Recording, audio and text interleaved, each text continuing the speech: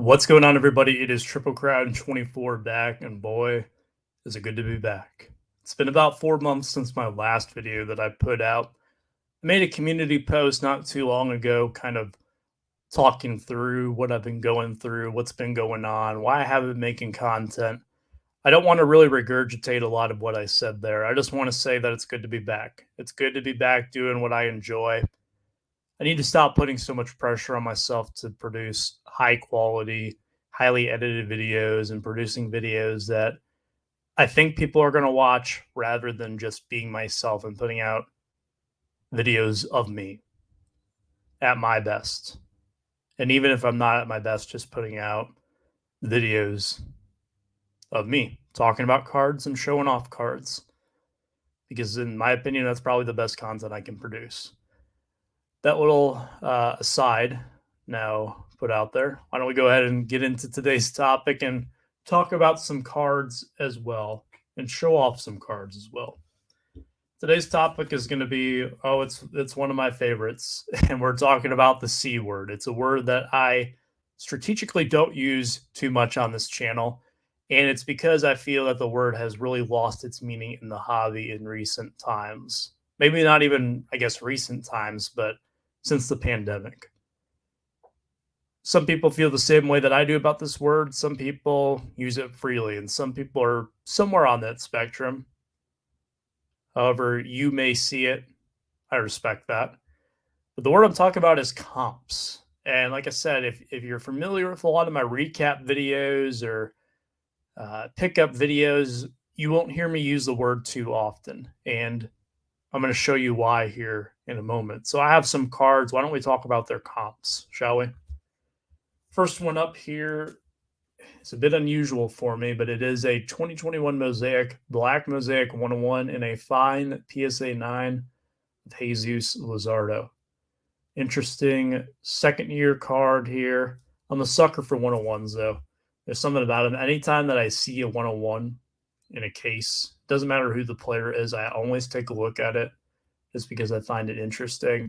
I love Panini's script 101 that they do, even the one where it spells out the number 1 as one, the word. I love it. Always love 101s. I had to get it. They've kind of lost their luster a little bit. There's so many 101s out there, but there's still something special about it to me, and I'm sure a lot of people feel the same way about it. I've had some people interested in this card over the last 4 to 6 weeks that I have owned it, from a lot of 4 different slabbed cards, a lot of low-numbered stuff that I picked up in a private deal. And one of the big hesitations I see with it is that people don't know how to comp it, or they don't know how to value it, is what I'm hearing. That's kind of the feedback that I'm getting. And by the way, I'll have all these at the show that I'm setting up at this weekend in Xenia. So if you see me, please say hello. It's a great show as well. If you're in the Dayton, Ohio area, highly recommend it. That aside, though, unless these sell, like I said, they'll be available there. But you can see my price sticker here, and people don't know, is this an accurate price? What are the comps on it? And I guess that really depends on what you think the word comps means to you. Is it completed sales, where we're looking for this specific card and see if it is sold? I'll give you a spoiler. You're not going to find one for this one because it is a 1 of 1. Hasn't sold on eBay, hasn't sold on any of the auction sites that I'm aware of. So it's going to be tough to find this exact card and see what it is sold for in the past. There's also the camp that believes that comps are comparable sales. So if you can't find one of this exact card, maybe something similar to it. Another 1 of 1 of Jesus Luzardo, preferably from a Chromium Panini product, preferably a non-rookie year card. But it's difficult to really pinpoint the value. And some people have avoided this card because of it. More on that in a little bit. Try to leave enough space here for everything I want to show off. I've got 8 cards here. Now, as much of a sucker for 1 of 1s as I am, I'm even more of a sucker for gold prisms. I love gold prisms. I don't know what it is, but really in the last 3 years, I've been on a kick with picking them up when I see them for the right price. And that's kind of the key, is that it doesn't always make sense. And they're also pretty expensive. So which ones I kind of can play around with varies, but see this Aaron Judge up for auction on Whatnot one night, and I figure, you know what, I'm going to go for it. And sure enough, it went for a price that I was comfortable with. It was right at the tipping point where I was about to let it go. I ended up walking away with it. It's numbered to 10. It's a bookend, as some may call it, 10 of 10, and a great 8 PSA holder. And why it's an 8, I really couldn't tell you the exact reason why. I'm sure if I tried to pick it apart a lot, I could figure it out, but I like the card. I like the way it presents itself.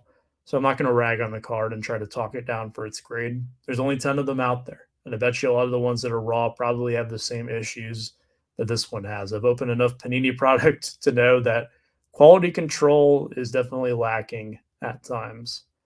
Now, with this card, the interesting thing is that there is only one comp for it out there. Not in this grade. I believe this is a Pop 1, if I'm not mistaken. I think it's the only one graded, if I'm not mistaken, as well. There's only one raw sale one time. So does that mean that that is the price of this card? Should that raw sale be worth more or less than this one because it's an 8?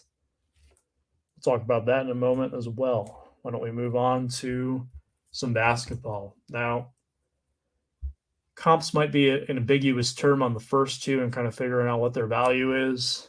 There is not much ambiguity here. And in 3.5 plus years of selling cards, I've never had one of these before. They're riding in the mail today with a bulk slab lot that I purchased, and I got it for one of the two reasons that I mostly buy inventory for. The first reason is if it's a card that I really like. So I like 101s, I like gold prisms. So I went ahead and got those. So if it's a card that I would buy for my own collection, if I were to buy it and wouldn't mind keeping it, and I think it's a good price, then I'll buy it. Or if it's a deal that just makes too much sense where I can't find a reason not to make the deal, then I'll go for it. And that was the case here with this slab lot. I agreed to a price with the seller, and it was a number that just made too much sense. It fulfilled a lot of my needs at the time. I'm kind of running a little low on basketball right now. Get it, it's the off season, but still want to have some, and was able to kind of get some stuff to fill up the showcase without having to spend too much, which is always an ideal thing to go for. So here, big Scion PSA 10. Now, a card like this, there's always going to be plenty available for sale. A lot of the reasons for that, too, is that a lot of the people who own Zion Williamson cards probably aren't too attached to them, especially for sentimental reasons. They might be attached because they put a lot of money into them. That's kind of a different story, but I don't know if there are a lot of people out there who collect Zion for the sake of Zion rather than the idea of Zion.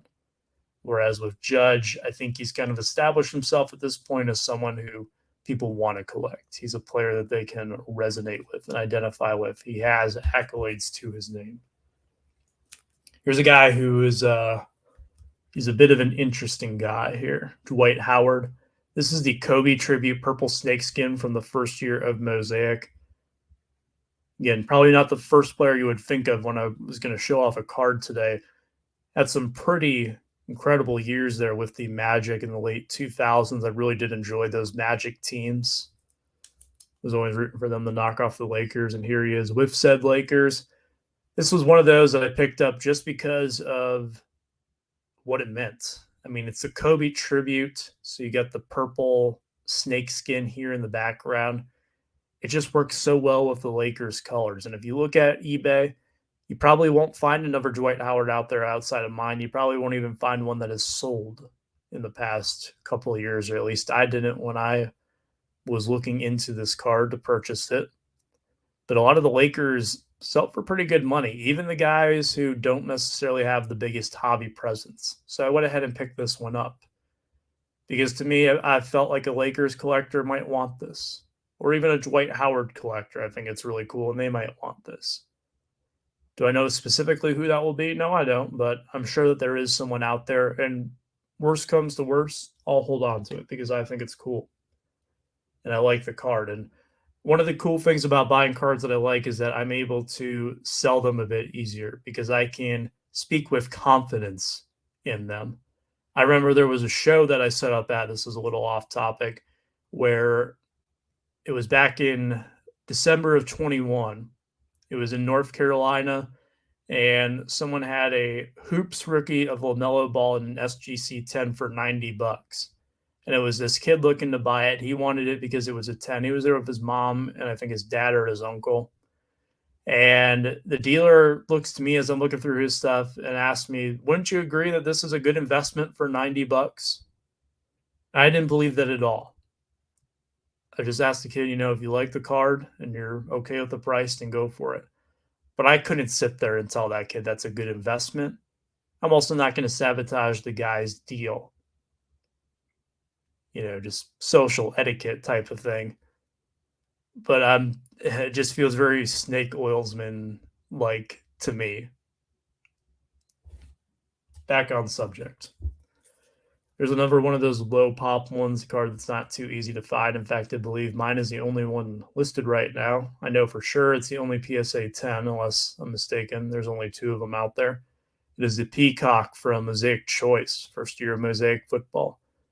Kind of an interesting player in Ricky Williams. I typically don't do too much with running backs. It's just they don't hold their value that well. There's 2 that I'll usually touch, and that's Barry Sanders and Emmitt Smith. Barry, a lot of the time, and that's largely due to sentimental reasons as well. But newer running backs, I try to avoid them unless it's a deal that makes too much sense to make, and I can't find a reason not to go after it. But here you see this Peacock, Ricky Williams. Interesting thing about the comp on this one, there is one raw sale. In fact, it was a raw sale that went off in the springtime for more than what my sticker price is on this card. Now, that would make one think that perhaps this card is way undervalued then, or I have it way undervalued because, well, if the raw goes for this, then a 10 must go for this, right? Well, maybe not. Again, we're on that in a moment. Promise this is all going somewhere. Just want to show off the full array of what I have today. Here's another one, Jamar Chase, Stairmasters Gold Mosaic. Admittedly, I've been catching the Bengals fever. Most of you know I'm a Detroit sports fan, so the Lions are my team. But being in Cincinnati, there's something special that Jamar Chase and Joe Burrow have. They were college teammates when they won the national championship at LSU. They're teammates again. They've made one run to the Super Bowl and were very close to doing a second one this past year. And they're a very popular pick to run it back and make it to the big game once again in 2023/2024. So I've been picking up quite a few Bengals lately. In fact, I can't really even keep them in stock because they go so quickly whenever I get them in. More so Burrow than Chase, but Chase as well. And then some of the other guys like Tyler Boyd and T. Higgins, I'll take a look at if the price is right. But those are the 2 main guys.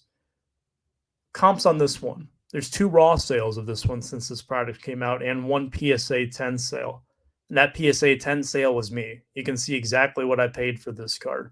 And you can see what I marked it up to. Now, would I take less for it than what this sticker is? Yes.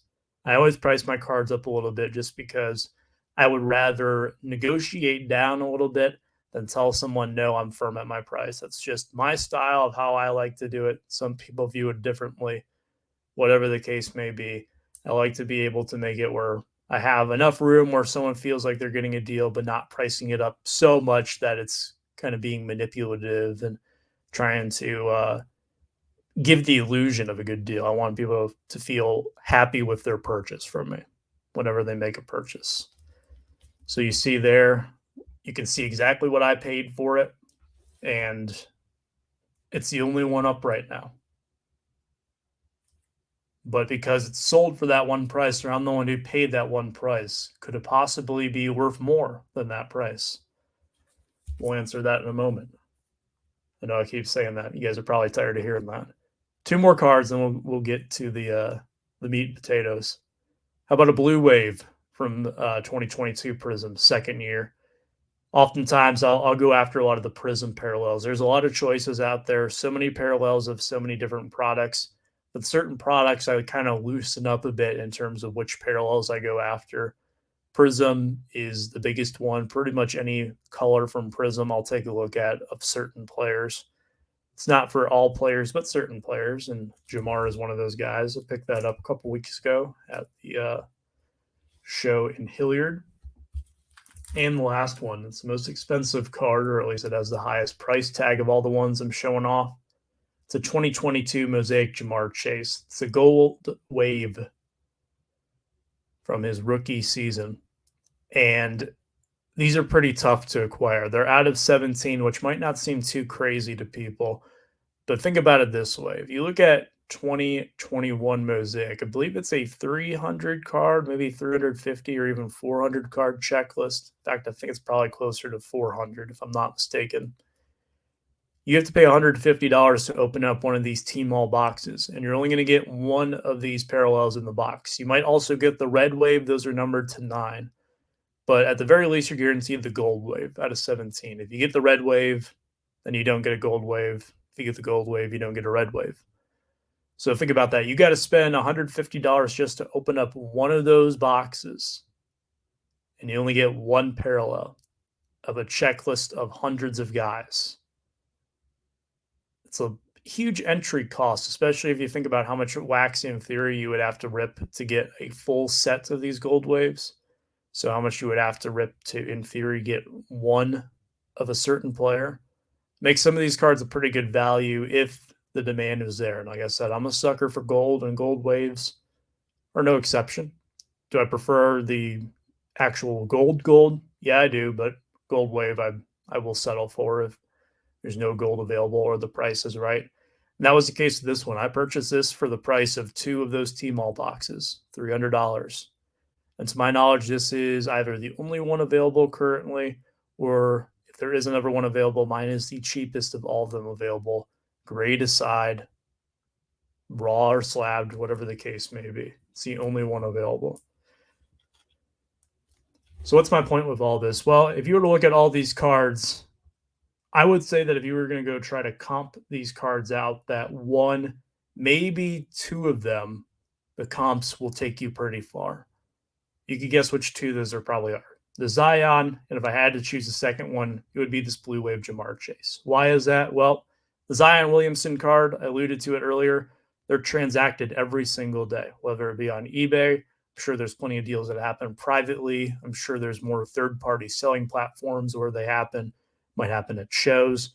Whatever the case may be, there's always a Zion-based Prism PSA 10 available for sale. And typically there's always one available for sale that is pretty close, if not exactly, or even a little bit lower than what the last one sold for. So you can always find one, and I have to price mine competitively. You saw mine's at $75. That might actually be a little bit high because some of the recent sales are around, I think, 68 as of the time I'm recording. There might even be another sale by the time I finish recording this. Who knows? But if someone else has one out there and it's cheaper, the buyer shows that to me, I will gladly match or even lower the price of mine. Or I can buy that one out and then create a little monopoly for myself. But with a Zion Prism card, I'm not too interested in doing that. And this Jamar Chase, I'm sure there's more of these coming back from PSA by the day. He's a pretty popular player. I can imagine people wanting to grade these. And there's plenty of raw ones out there. It's still a relatively new product. And a lot of these cards haven't found their way into the collections where they will sit for quite some time unless some major life event happens. And that's really the key with a lot of these cards, or even maybe in a tiny card like I mentioned earlier on, is that when some of these cards go into collections of people who are actual collectors, not people who are just trying to flip them, you're not going to see them again. They're effectively off the market, and it limits the supply of what is available out there. So the comps will really help you on something that is readily available, like a Zion Prism. If someone buys this off me and puts it into their collection, there will be 10 more to replace it. It's not too huge of a deal. But once you start getting into these out of 17s, out of 10s, or even the 1-on-1 I have over here, that might be your only game in town. You might not know when you see the next one. And if you think there might always be another one, well, I'll tell you a story. One of the first rainbows I ever attempted was the Miguel Cabrera 2018 Bowman Chrome rainbow. I had the superfractor, pretty easily got the rest of them except for the red refractor out of 5. And before I quit super collecting, I spent 3 years extensively looking for that card, asking people to keep an eye out for me. saving it in my safe searches on eBay, even saving things that were remotely close in case it got mislabeled. And I never saw one available for sale. I'm not actively looking for it anymore, but I still can't say I've seen one to this day. And probably most of the ones that are out there are in collections and vaulted away, as I like to say, where they're not coming out unless some major life event happens to someone. And that's the case with a lot of these big time cards. You wonder where some of these cards go off to, like where are all the gold Prism Luka rookies? A lot of times they're in the hands of collectors who aren't active on social media, or do they keep their collections private for whatever reason it might be? But they don't always share what they have. Our social media bubble is a lot smaller than what the hobby see actually encompasses. And sometimes it's difficult to keep sight of that and keep that in mind when we think about just how many collectors are out there and how many cards are out there. That certain cards might be kind of locked away and therefore off the market. So the supply is even lower. And a card numbered to 10 might as well be numbered to 5 because 5 of them are locked down, at least for the time being. Maybe something changes. But that is where your comps kind of end. Is that if you're only going by the last sale and you go by one sale one time and you say the card has to be worth that period, exclamation point, I can't pay more than the last comp, that's fine, but it's going to close the door on so many opportunities to own a lot of cards. And I'm sure for most people, they won't mind because a lot of the people who don't mind are flippers. But it's become so ingrained that like I just have to go based off of the last comp, what the last one did. No other context taken into consideration. Give you an example of a story from the 2 Xenia shows ago. I had a gentleman trying to buy a Trevor Lawrence rookie auto from XR from me. It was numbered to 3. So it's the only one of the 3 that is currently out there. He was trying to tell me that, well, the last one did this. He was showing me the 2022 XR Trevor Lawrence green auto out of 3. One of them's rookie year, one of them's second year. Pretty big difference in that regard. And when I pointed that out to him, I had to point it out a few different times. He told me, well, I still have to go based off of this one because I don't feel like it would be that much more. And I asked him this. I asked him, if you were in my shoes and I was trying to buy it from you, would you make that same point? He told me he would. I didn't really believe him. But he made it my problem that he needed to make money on it. He said, I got to be able to have some room on it. Now, mind you, I was the one who had the table. I was the one who paid to set up. I was the one who got there at 8 in the morning to set up my table, to get all my cards out, to price all my cards out. He kind of came into town. He goes around apparently and travels to different shows. But I needed to be more concerned about him making money. Now, once you buy a card from me, if you go and make money off of it, good for you. I'm glad that it helped you in, getting some extra money for whatever the case may be. I made a deal that I was happy with. If that card is going to bring you joy by owning it or by selling it to someone else, it doesn't matter to me as long as you're not trying to scam someone or trying to do something malicious. That would be the only time I would take exception. But he was so fixated on that one completed sale, and it wasn't even the same card. I had an Acuna Orange Refractor second year last summer that I tried to sell, and I had someone try to tell me that it should be worth the same price as this Sapphire Orange that sold one time. They were both PSA 10s. Didn't take into context anything. For example, the Trevor Lawrence situation. Trevor Lawrence, I would argue, is the hottest name that I see asked about right now. Joe Burrow's up there. I see a lot with a lot of other players as well. But he is the highest in terms of popularity, at least in my opinion, on the football side. So what might have been available 2 months ago might not be available today because the demand has changed. It may not currently reflect. Another thing is that when players get hotter, they get called up like in baseball. Look at Ellie De La Cruz, another local guy here. A lot of the stuff for Ellie De La Cruz, I got to pay above what the last one sold for. And that's because you cannot find it at that price again unless you're willing to try to wait on an auction. And even then, there are no guarantees. So my point is, it's not always about what was a month ago. It is about what is now. And with a lot of these cards right here, if you don't like the price, you can try to find another one, but chances are you won't. And if you do find a price and it's lower, I'll likely match it unless it's something that I have attachment to, but I could probably count on one hand the number of times that has happened. That's it for today. I appreciate you watching. It was good to be back. I felt good making this video. Would love to hear your thoughts in the comments down below. I'll be back soon. Take care, stay safe, be kind.